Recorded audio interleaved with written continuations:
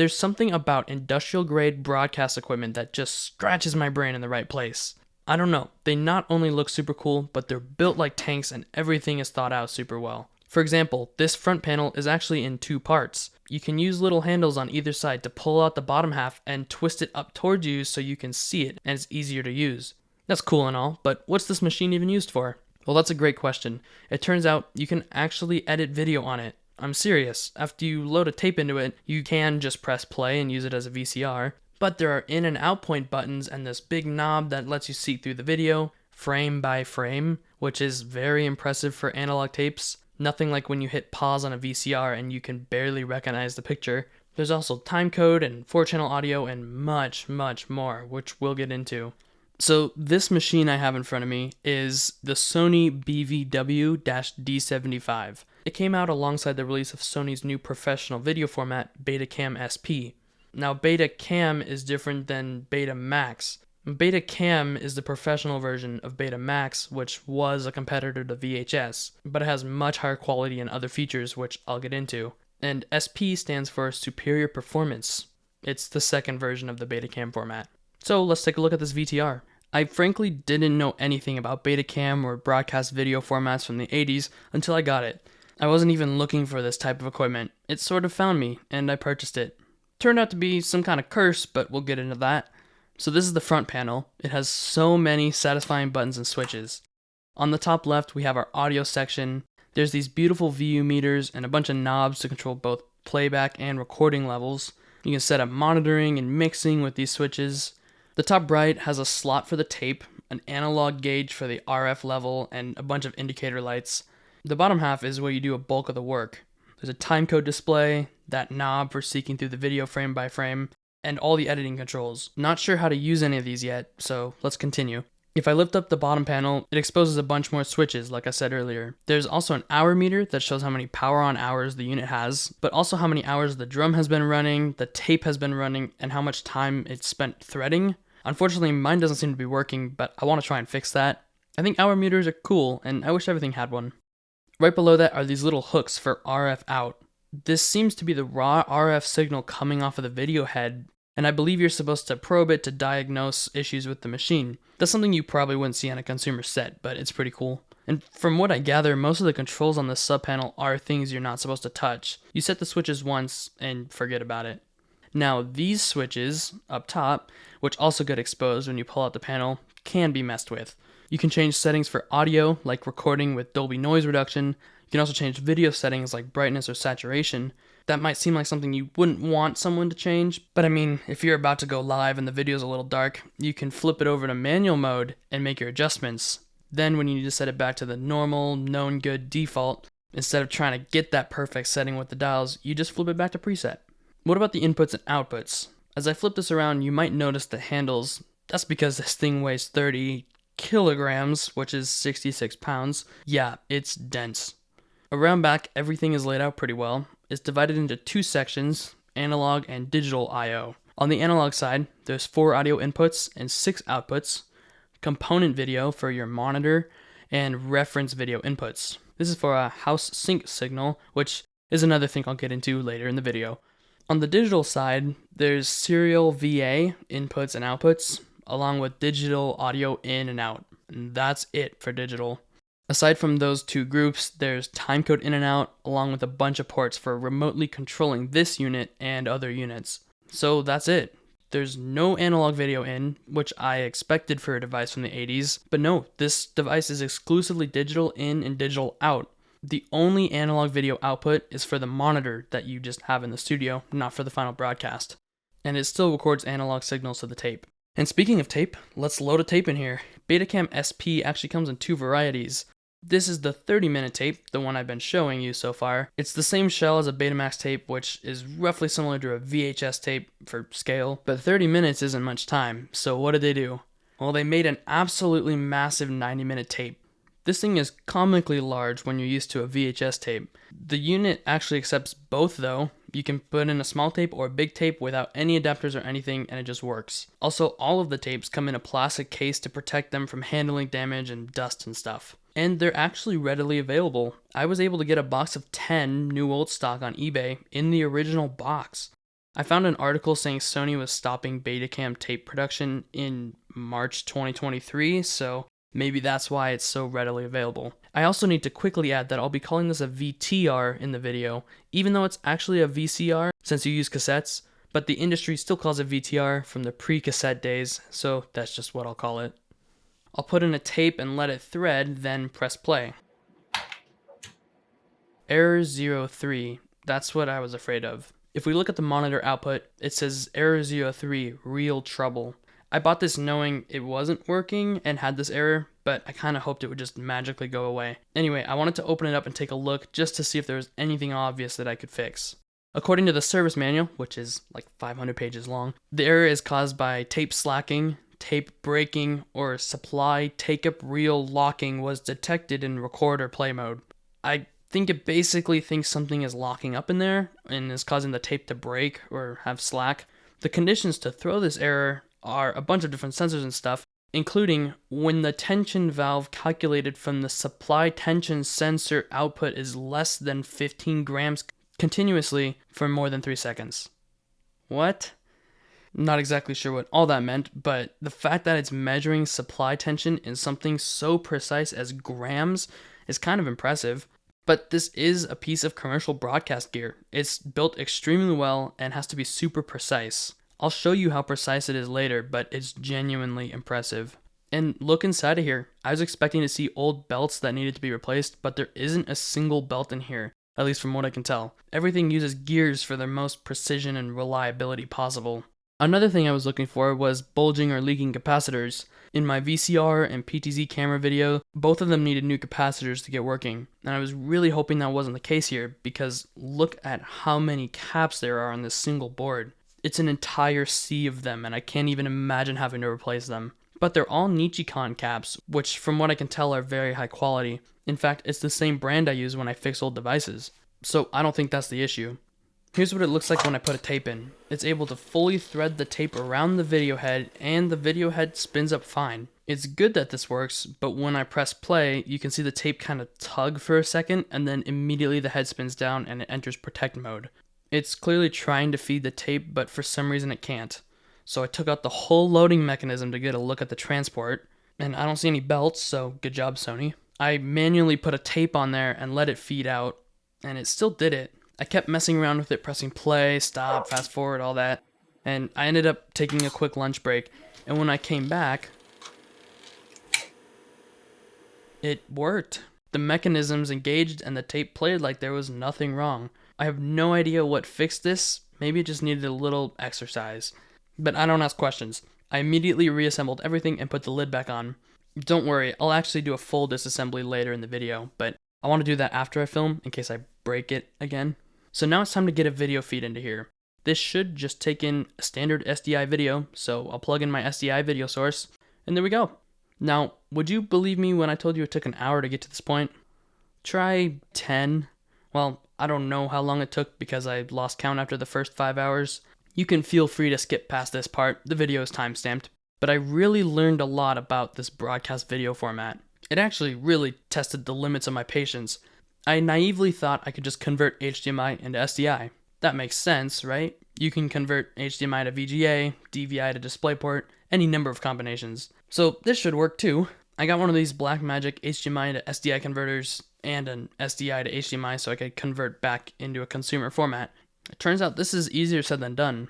SDI is exclusively a broadcast video format. There have been newer revisions like HD SDI, 3G SDI, and more, but we'll just stick to the first version, which is now called SD SDI. That does 480i video in the United States, and that's just the standard resolution that DVD used and what was used to digitize analog video. But that I means that it's interlaced, which comes up later. HDMI can do many different resolutions, as well as many different frame rates. So I first fed this a 1080p video signal, and it didn't output anything useful. My VTR did detect that there was a digital video input, but it just showed static, which is probably the raw digital data. The Blackmagic device is supposed to have a converter or something that can scale the video down to what SDI needs, but that wasn't working. So I wanted to feed it the proper signal. It was a bit fiddly, but I was able to feed it 640 by 480 video from my computer, but that was progressive scan and SDI needs interlaced. And my Windows computer really wasn't wanting to output interlaced video, so I got a laptop running Linux. Luckily, that was able to output interlaced video. Not in the right resolution, but it was a step in the right direction. The video output from the VTR was just solid green now. I thought this might have been an issue with HDCP on HDMI, since I read somewhere that this could happen. I kept researching what to do. I noticed a couple different people saying to get this thing called a decimator that's supposed to be better, so I got one for $100. Quick shout out to my Patreon supporters. As you can tell, this project is already starting to cost more than I expected, and it's thanks to their support that I was able to get the decimator and all the other stuff required to produce this video. It really wouldn't be possible without them. If you're enjoying this and would like to support the channel, I'll have it linked in the description, and there's a tier starting at $2 a month. Anyway, this is the decimator, which is a bidirectional converter. Keyword converter. It turns out people were talking about the MDHX, which does scaling and frame rate conversion and costs more, but I got the MDLX, which is basically like the Black Magic, but with better software. You still have to input the correct signal, and that Linux laptop didn't even want to output interlaced to this, so I plugged in a Raspberry Pi. You can make it output 640 by 480 interlaced at 60 frames per second, so fingers crossed. And it's not perfect. Don't get me wrong, I was super excited to see anything on the screen, but the image would lose synchronization and the colors were just wrong. I think this is because the input signal is almost correct. By almost, I mean it's outputting 60 frames a second when the converter needs 59.94. This is the normal broadcast frame rate, and it has to do with early television history. So I'm actually surprised it shows an image at all. It's clearly not right.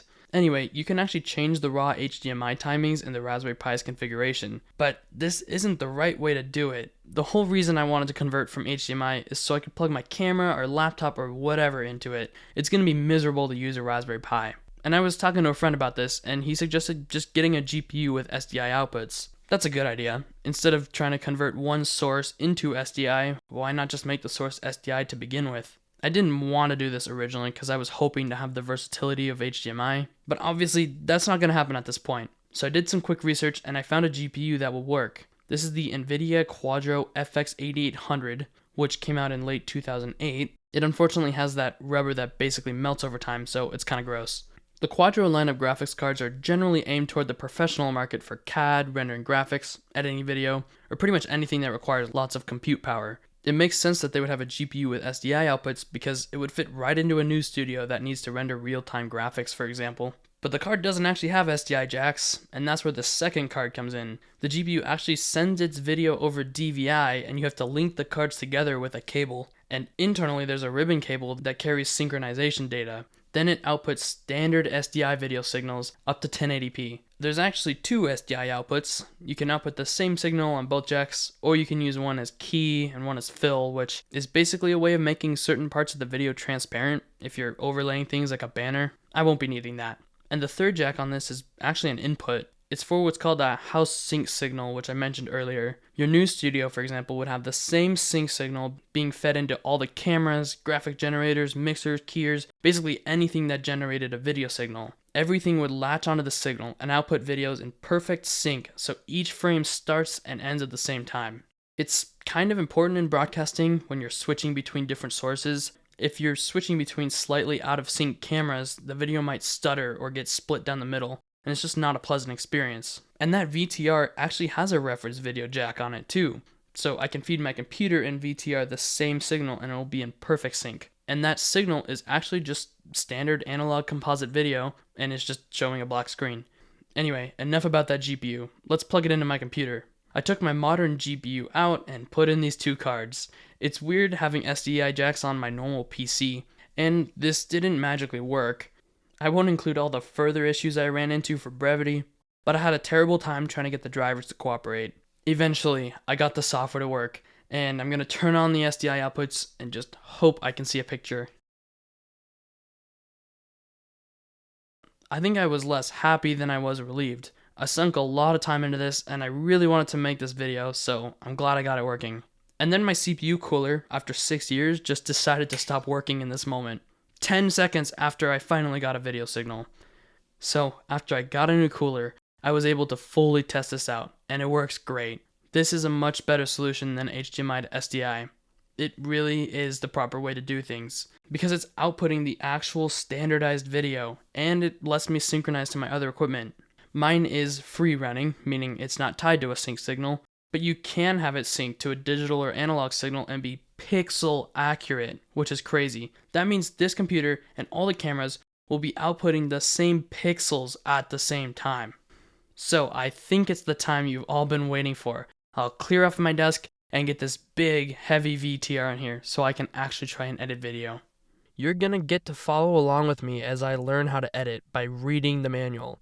There is some setup required though. First, I need to get a blank tape in here, so I'll eject the big 90-minute tape. I actually got this just for the bit, but it did have content on it. I was unlucky enough to get one that only had audio on it. Okay, how do you turn this thing off? It's okay, Peter, don't touch that. Turn it off. Hang on, relax. I listened to most of it and have no idea what's going on. Anyway, I need to have something to edit, so I shot a quick video of me talking about this cable modulator thing. I wanted to record this in real time to the tape deck, but I didn't have any way of getting my camera's video feed into it. Again, since that whole HDMI to SDI thing didn't work. And I wanted to use my nice camera so you could have the true quality of Betacam. So I ended up pre-recording it, but I still treated it as if it was live. I didn't stop recording once, and there's a bunch of gaps where I'm not talking and whatnot. I'll be recording this to one of the brand new tapes I got. Inside its case, it comes with a full sheet of labels for the tape. It has a big label for the tape itself and a bunch of little labels for the case, so I labeled that, and then I put the tape in the VTR and let it thread. The first thing I need to do before recording is set up the timecode. Timecode is basically time information that gets embedded into the video stream. As you can see here, it's hours, minutes, seconds, and frames. Every frame of the video gets this time information, and there are many uses for this. For one, it makes it super easy to jump to precisely the right frame in a video. It's also used to synchronize everything. The VTR has a timecode in jack, so you could feed it and your audio recorder the same signal, for example, and it makes it really easy to sync the two in post. Now, linear timecode, or LTC, is actually just an audio signal that carries timecode data. That's why it uses XLR jacks on the back, and I can even play that audio signal for you. And yes, it sounds horrible. Anyway, that's linear timecode, and I'll be using a different version, VITC. That means vertical interval timecode, and it actually embeds the timecode in the video itself. It lives in the vertical blanking interval of the analog signal, which is basically the unused space, which allows it to be super accurate when you're going frame by frame because there's a timecode signal at the exact start of every frame. I need to reset the counter for the new tape because right now it's just displaying whatever was on the last one. There are 3 different display modes for timecode, and you can change between them with this little switch. TC is just regular timecode. CTL counts up from 0 as soon as the tape is playing, regardless of the timecode signal, kind of like how a VCR measures time on a VHS tape. And U-bit is pretty interesting. It's basically a label for the whole tape that stores hexadecimal values. As an example, you could have the date of the shoot and the camera angle if you wanted. It would be nice to do the initials of the camera operator or something, but it's limited to hex values. That's numbers 0 through 9 and letters A through F. But still, that's super cool. Let's set the time code. You can't just press the reset button like I initially thought. Luckily, I have the manual. The first thing it says to do is make sure that the switch is on TC, and it is. Then press the hold button, and the first digit blinks. Then we hit reset, and it zeroes it out. We can use the shift button to select a digit to change, and the advance button advances it by 1. I'm going to set mine to 1 hour on the dot. Most of the time, timecode starts at an hour, and that's to leave some room before the actual content of the tape starts. I'll show an example of that in use later. Okay, once your timecode is set, press the hold button, and it doesn't save. I tried multiple times to get it to save and found out it was working as expected. It's currently showing the last timecode that it read off a tape, but the internal timecode generator is set back to an hour. When I hit record, it's going to start laying down the timecode, and then the counter will update. Now that that's ready, I'll start feeding it audio and video. I have a single channel of audio coming in through XLR, and I just need to adjust the levels. When I turn the recording level dial, it doesn't change until I pull out the dial, and then it lets me adjust the levels. That's the preset mode, so if you need to revert to a known good state, you just push it back in. There are some other settings like combining audio channels or choosing which track to monitor, but I just want to record. To do this, press play and record at the same time and it will start. Now I'm going to freeze the video here and you can see the timecode is at 59 minutes and 55 seconds. This is an example of needing to go before the start of the content. I went in later and set the time code back by 5 seconds because I needed a little bit of time to go and hit play on the video. If I wanted to start the time code at 0 seconds, this wouldn't work because I can't go into the negatives. So right at the 1 hour mark, I hit play on the video and we're recording. I'll just let this play out for 3 minutes. The time code counter is ticking up, I can see the audio meters moving, and the monitor is just showing the incoming video feed with the time code overlaid. And after the video is done, I'll just hit stop and our tape is recorded. Now the way editing on this works is you basically choose a section of the video you want to keep and then you record that to another tape. Then you find the next section and record that right after on the other tape, so on and so forth until you have a completed tape of just the material you wanted to keep. And that's where a problem comes in. I only have one deck, and to record to another tape, you need an entire other deck. But I can still show you how to edit and just not record to another tape. So on the right is the VTR, and on the left is the video signal that's coming out of it. This is what you'd see on your monitor at the studio. On the bottom of that video signal, it has an overlay of the time code and the status of the machine, and you can also hear audio through the headphone jack, which we're both listening to. Put it on a TV or whatever I need. First, I need to get to the very beginning of the tape, so I'll hit rewind and stop it right around the 1 hour mark. Now that we're at the beginning, I'm going to hit stop for a second while I pull up the manual to see what to do next. We're on chapter 6 here, the editing section. To start editing, it says we need to choose assemble or insert mode. Assemble mode is what I described earlier, where it keeps stacking video on another tape. Insert mode lets you overwrite what's already on that other tape, and you can overwrite video, audio, or both.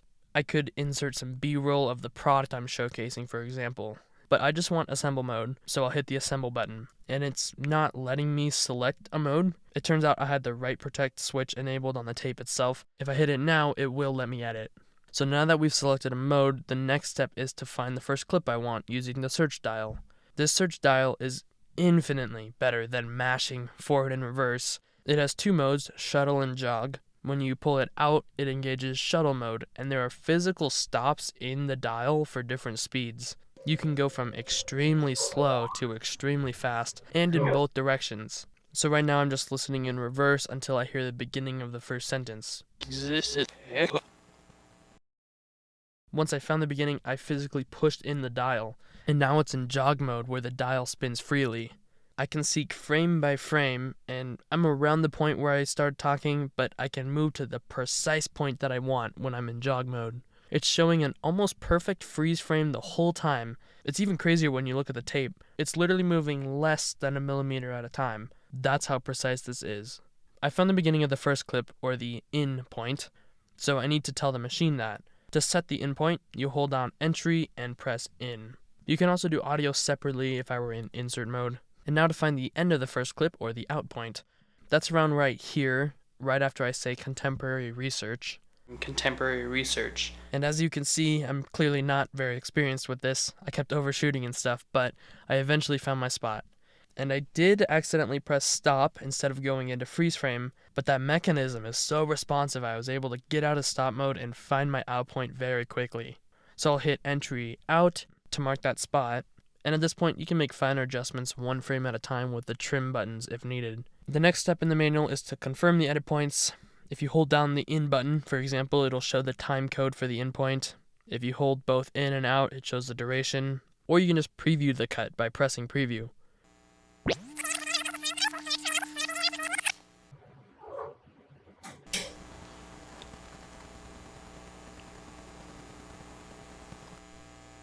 And as you can see, right at the in point, it's just a black screen. Yeah, this is the problem with only having one deck. You can actually only edit on the record deck, meaning when you do an edit, it's going to record that to what it thinks is a blank tape. Your source material is supposed to be on another deck, the playback deck. So my VTR is expecting an input from a playback deck that I don't have, which is why it just shows a black screen. And there's no way of making this the playback deck either. The deck that you edit on has to be the record deck, which is a bummer, but that's okay. I'll finish showing you what editing looks like. The next step in the manual is to correct the editing points if needed, and you can delete them if you want with the delete button. When you're ready to commit to the edit and write it to a tape, press the big red auto edit button. It's going to rewind the tape and start recording at exactly the points that I specified. And again, there should be a video input, not a black screen. Okay, it's done with that. We can review the edit with the review button. Yes, it did overwrite my precious source material, but on the bright side, it's perfectly within the exact frames I specified. So that's the process for getting one clip edited. Then you do the whole thing again. And over again until you have a finished product. Yes, it's way more time consuming than a modern video editor, but for the 80s, this is a pretty good experience. Look, if I had a bunch of time, I wouldn't mind editing like this. I know it would get very tedious, but it's relatively usable. Maybe someday, if I get a second deck, I'll edit an entire YouTube video on Betacam. If that's something you'd like to see, let me know. I really wish I could have shown you the full editing process, but these things are scarce. I couldn't find my exact deck for sale, but similar analog-only ones that are broken, mind you, cost $300 or $400 including shipping. If you want to see what it looks like to edit the proper way with 2 Betacam decks, there's a great video from Cathode Ray Dude that I'll link below. But hey, maybe a detailed disassembly will make up for it. Okay, this is the inside of the VTR, and there's a lot going on in here. First, let's just load a tape. It gets pulled in and lowered by this elevator mechanism. Then the tape gets ripped out of the cassette and threaded through all these rollers and stuff. Then gets almost fully wrapped around the video heads. This is similar to Betamax or VHS, so I won't go over it too much. I'll briefly show you what it looks like in action though. If I hit play, the tape starts moving, as you can see through the window on the cassette. And if I put it in jog mode, where it freeze frames, the heads keep spinning, but the tape isn't moving. That's how it's reading just the freeze frame. Now if I bump the video forward 1 frame, that's barely enough movement for the naked eye. If I change it to shuttle mode, I can actually fast forward up to 35 times. From what I understand, I'm lucky to be able to do this. Not only is my deck one of the faster ones, but the fact that it's doing this in 2026 without eating a tape is nice. These machines are getting old and I see a lot of broken ones, so I'm glad this works. It's also crazy that I can go from 35 times fast forward to moving 1 frame at a time in less than a second. And that's what you get when you shell out thousands for video equipment. Speaking of which, how much did this cost? I can only find one source on the internet on how much this is. thegreatbear.co.uk says it was $32,000 in 1991, which, corrected for inflation, is now $78,000. Absolutely insane. This is definitely one of the higher end decks though. Some decks don't even have editing controls and you have to have a separate editing controller. The console connects to 2 decks and you control them remotely, which is nice. You could put it in another room to reduce clutter or noise. Back to the teardown. If you'll notice, the heads are still spinning when I'm locked on 1 frame. Even if I press stop, it keeps the head spinning and the tape threaded the whole time. That makes sense because if you're sitting in front of the machine, you want it to be responsive and be able to play immediately. You don't want to have to wait on the heads to spin up or something. But there's friction as the head rubs on the tape, which can wear down the tape itself. So if you plan on walking away from the machine, hit the standby button to spin down the heads and not wear out the tape. And the machine will automatically do that after a while too. It also doesn't immediately start playing when you press the play button, even when the head is already spinning. Technically, there's still a small amount of time where the motors have to get up to speed before everything stabilizes. I can demonstrate this if I switch it to playback mode, where it doesn't play the audio from the SDI input. If I hit play, you can hear the audio pitch slowly change as it gets up to speed and slows down. Use more in hotels or for digital. That's why you need a bit of pre-roll time. If you remember, when I hit auto edit, it went 5 seconds before the end point to actually start recording, and that's to give it time to get up to speed. The factory pre-roll time is 5 seconds, but you can adjust this to be more if needed. Let's look at the elevator mechanism. There's a bunch of lights up top that kind of illuminate the tape, and that's so you can look through the front of the VTR and see if the tape's moving. There's a mirror up there so you can look directly into the window and the tape and see the actual tape moving. And there's this little yellow indicator that pops up when a tape is in there. Underneath that mechanism, there's tons of gears, rollers, sensors, all that. It looks amazing. And the elevator itself has some gears on the side and a motor, and that's what actually moves the tape into the unit and down onto the transport. And there's even circular PCBs, which is cool, and that whole thing moves. Now for all these cards. There's a total of 10 of them in here that perform various functions. And I just have to mention this brown stuff is foam that's been disintegrating over the last 40 years, so don't mind that. Anyway, this is the first one that I pulled out, and look at the number of components on here. There's a sea of capacitors and chips. There's even some wires running to different parts on the board. At the bottom there are 2 big connectors that connect to the main board of the VCR. Most cards actually have 3 of these connectors, and you just slide them in and out with these plastic guide rails, and they seat kind of like RAM into the mainboard connectors. So what do they all do? The first one I pulled out is MDM-5. This is a modulator-demodulator board. From what I gather, it both demodulates the analog signal coming off of the head and handles the other directions, modulating the signal to be recorded to the tape. It shows in the manual that another component that interacts with the heads directly expects an RF signal from this board to record to the tape. And when it demodulates it, I believe it's already outputting a digital video signal. The next board is DIF-11, which is much easier to tell what it does. It's the SDI interface card. These 2 chips encode and decode the serial video. 1602 here converts the incoming serial signal into parallel, which I guess the VCR uses internally. The 1601 encodes the parallel signal back into serial for the outputs. And if you still weren't sure, the board itself has 6 tiny coax wires that has to plug into when you put it in the machine. These 2 are probably inputs, and these 4 are probably the outputs. And those lead to the SDI jacks on the back. So that explains why it listed as serial/parallel and parallel/serial converter. It also has to encode the 422 signal, I guess. The next one is TBC-17. This one does A/D, D/A memory, and W/R clock generator. So let's figure out what that means.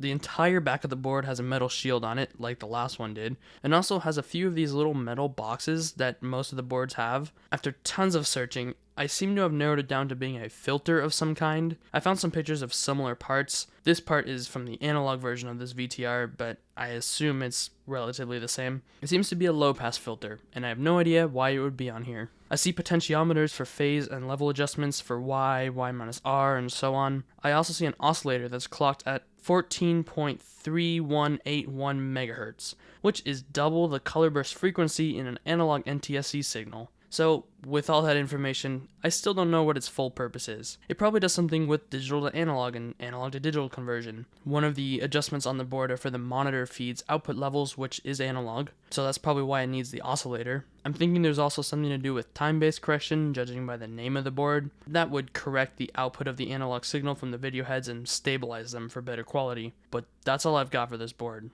On to SS-48D. This board controls the drum, capstan, and reel servos, so pretty much the whole transport mechanism. It also handles overall system control and the setup menu, which we'll talk about in a bit. So this seems to be the actual brains of the whole VTR. There are some chips that have the model number and version number on there, so maybe those are ROM chips. I also noticed this bank of jumpers where you can change the video format, and you can also change it between recorder and player. Mine is set to recorder, and then it hit me. Maybe I can change this VTR to be a player, and it will let me edit without overriding the tape. But no, it doesn't let you edit at all when it's in player mode. Which is a bummer, but also means I don't have to re-record the editing section for the 4th time. AU-145 is the audio output amplifier board. I initially thought this was super uninteresting, but it's kinda cool. It amplifies all 6 outputs. The signal seems to come in through the bottom ports and travel through these wires to the top, and then there are 6 separate audio amplifiers on the same board. I don't know much about these circuits, but it goes through these op amps, capacitors, transistors, and finally a bunch more capacitors. All Nichicon. I think it's just super satisfying to literally see the path that 6 different audio signals take, and you can just look through this row of transistors. AU-146 processes the playback audio, and AU-147 processes the audio to be recorded and adds Dolby noise reduction.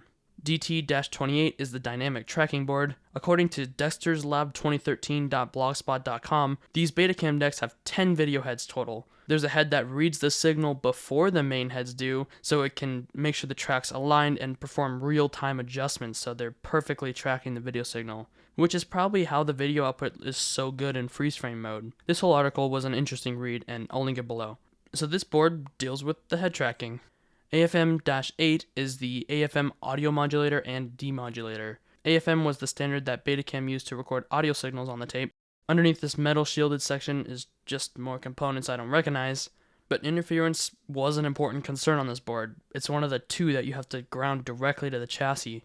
The other board, which is the last one in here, is the video, audio, recorder, and playback amplifier. It's what interacts directly with the drum and produces video and audio signals for it to record on tape. It also picks up the signal the drum is reading from a tape and amplifies it for the rest of the system.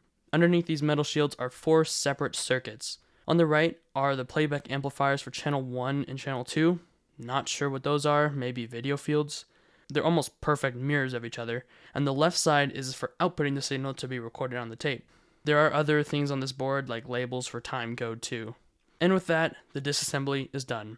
I won't be taking it apart any more than this because I don't think I can reassemble it. The service manual, to its credit, has a very good disassembly guide. It even shows how to solder parts and literally hundreds of pages on how to test every imaginable signal to make sure it's operating perfectly, from phase adjustments to I don't even know what this is. It also has schematics on the other volume of this manual, but that was never archived, unfortunately. A lot of what you just saw is not in any consumer VCR, especially the later models as technology got better, and those are basically one board that does it all. But again, this was staggeringly expensive at $78,000 in today's money, and having it all on separate boards means that if the audio amplifier stops working or whatever, you can have a backup on hand, quickly swap it out, so you can continue producing your TV show while that part is getting fixed.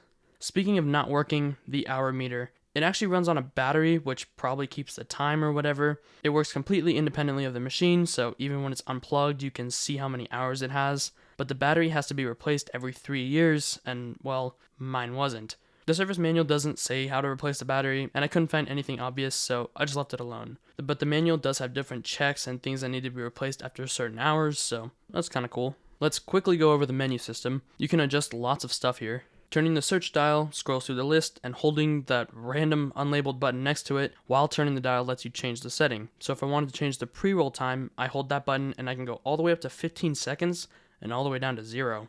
When I let go, it just saves the setting. You can change the character overlay settings, tape timer, max tape speed, capstan, relock, direction, and much more. The shorthand terms can be a bit confusing, but when you hold down that button, it usually gives a little more information. You don't even need the monitor, really. The timecode display changes to show the menu item number and what's currently selected, and you can look up the menu options in the manual. There are also 3 profiles for the settings. If you flip the switch on the SS-48 card, you can switch between them. So if I change all the settings on profile 1, it doesn't mess with the other profiles. Those buttons on SS-48 also let you enter maintenance mode. It has video and servo checks and a bunch of other things, so let's check the demodulator level. It excitedly says it's okay. You can see the ROM version and check a bunch of functions. I have no idea what this CF data check means, and it just blinks a bunch of numbers. Front panel check lets you see if all the indicator lights work. You can change between them with the search dial, and the screen shows which one should be lit. Pretty cool stuff. I also wanted to mention that those aren't the only things poking up from those cards. Basically, every card in here has dip switches or potentiometers to adjust levels and all sorts of things. And the manual shows every possible adjustment. Another thing to mention is the SDI outputs, and they're not really SDI, and Sony never said it was. It's just labeled serial video audio out, and that's probably because it predates SDI. The technical name for this standard is SMPTE 259M, and that was introduced in 1989. That's 3 years after my deck came out, so while the output's similar to SDI, in a technical sense, it's not. It seems to be T14.224, which doesn't have a lot of information, but I found that by looking at the chips on that SDI board. This seems to be a Sony thing, but I have no idea if this was later made into that standard or not. Also, none of the SDI devices I have could do anything with the output, except for this one mystery box, which will be a future video.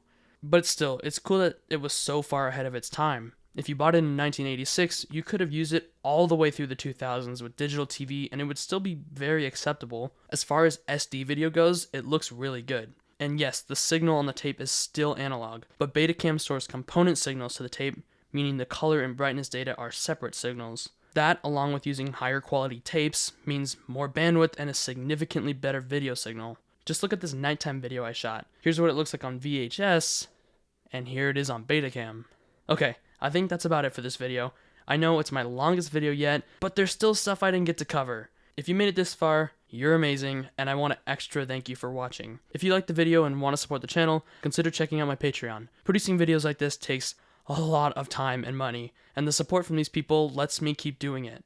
There's a tier starting at $2 a month, and it's linked in the description. Huge thank you to these people for their support, and thank you for watching.